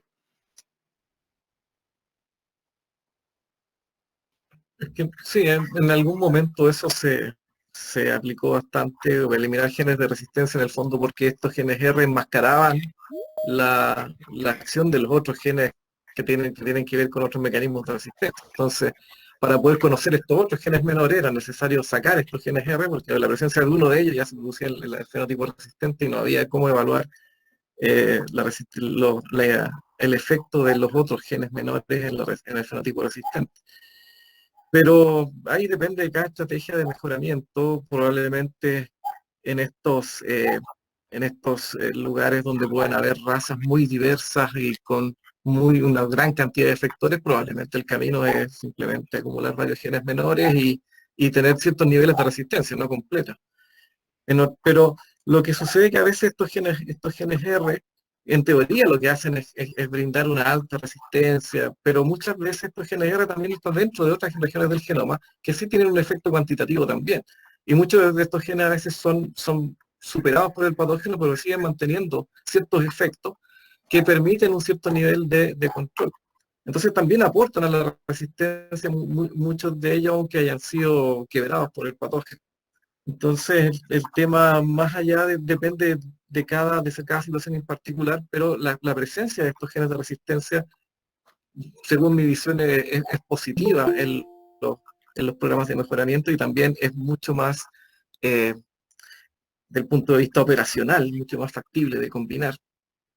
Efectivamente, Manuel, si me permites, efectivamente, ese es bien interesante porque hay genes mayores, genes R, que dan una vez vencidos por la población, dan una resistencia residual. Y esta resistencia residual es muy importante justamente en el manejo integrado, en la integración de resistencia con control químico. Y esta es una experiencia que hemos logrado en Bolivia. Perricholi es un cultivar peruano que en Bolivia era considerado susceptible completamente, pero utilizamos una estrategia que le llamamos la estrategia de ProImpact, que básicamente, digamos, ha sido ilustrado por lo que ha mencionado Ivette. Y interesante, un cultivar que para el agricultor era 100% susceptible, con una sola aplicación preventiva, se logró una completa resistencia.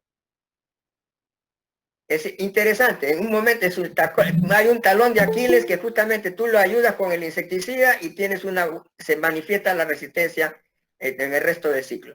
Y bueno, hay otros cultivares que hemos estudiado aquí en el Perú y que no es solamente con una, pero por lo menos con esta resistencia residual hay que identificar cuáles tienen esta resistencia residual. En un manejo integrado se reduce tremendamente el número de aplicaciones. Si normalmente con un cultivar susceptible se hacen 15 aplicaciones, con estos no pasas de 3. Interesante. Aquí hay una pregunta de Samantha, dice, en los países de América Latina, ¿cuál tiene más genotipos o variabilidad de Phytophthora infestan? ¿Florencia? Sí, hasta el momento tenemos que avanzar con lo que pasa, la situación que tiene Panamá, y ver bien con esos dos perfiles que vimos. Uno creemos que puede ser un 2-1 modificado, pero por ejemplo, en Colombia, si bien todo es la S1, la variabilidad es altísima y es comparable a hay una línea clonal en Europa que se llama Blue 13, que es una de las dominantes en los últimos años. Ahora está un poco más decayendo, pero es muy agresiva y muy adaptable. Y tiene mucha variación dentro de esa línea clonal. Y cuando fue la publicación que hicimos con el grupo de Silvia, habían hecho mención a eso, que era la cantidad de la variabilidad es enorme. Y respecto del 2-1, si uno mira Brasil, Argentina y Chile, en Brasil es mucho más variable que en Argentina y menos aún en Chile. Pero tenemos que hacer el estudio desde... hay un enfoque cuando vos analizas los datos que estudias particularmente la variabilidad. Pero es muy... Y lo último que hice de Ecuador es altísima la variabilidad que hay en los aislamientos. Eso está asociado a la línea clonal S1. Que también puede estar asociado a una mayor población de tipos de solanáceas también que hay. La mayor variedad. Sí.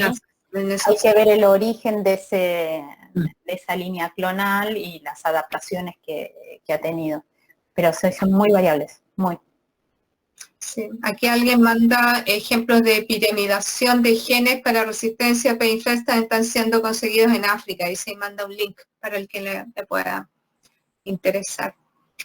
¿Alguien más tiene alguna pregunta? ¿Algún comentario?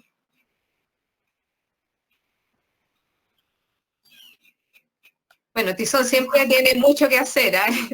Todavía queda mucho trabajo que realizar en una enfermedad en realidad que es de nunca acabar, ¿cierto? Desde los diferentes enfoques. Para este seminario hemos querido darle un enfoque integral, conociendo al agente causal, conociendo las condiciones ambientales y también la resistencia de los hospederos, ¿cierto? El famoso triángulo de manejo sanitario, y creo que se está avanzando por varios frentes. Así que muchas gracias por participar. ¿Sí? Disculpa, primero unas palabras. Yo quiero agradecerles a todos ustedes, los ponentes, por esta excelente, por las charlas, han sido muy buenas. Y pedirles a todos que prendan su cámara para una foto de grupo, si es posible, los que desean, por favor.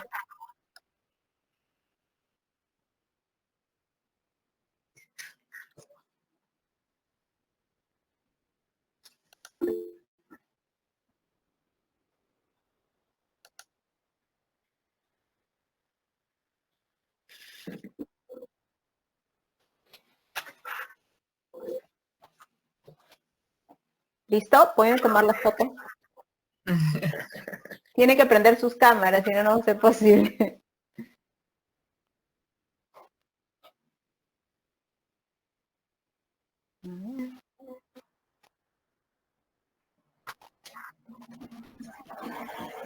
Listo. Gracias. Luisa, Ivete, Sí. La pantalla mía es normal, el problema es que yo soy cabezón, ¿tá? Entonces es normal.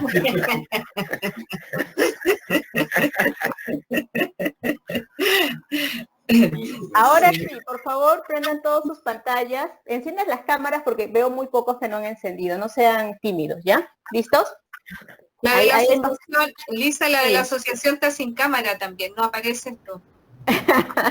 Ya está, listo. Listo. Pero así todos prendan las cámaras porque si no, no les voy a poder tomar, ¿eh? Hay varios vacíos más. Ok. Papas. Así es, papá. Digan papá. Sigan papas.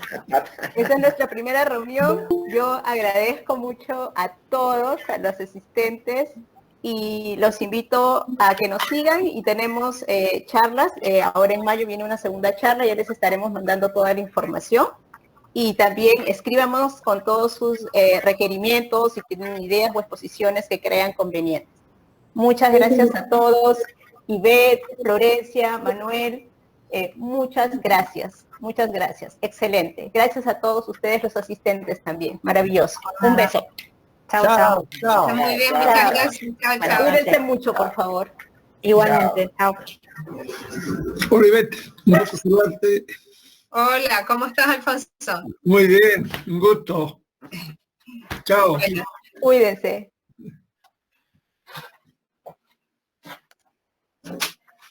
Gracias.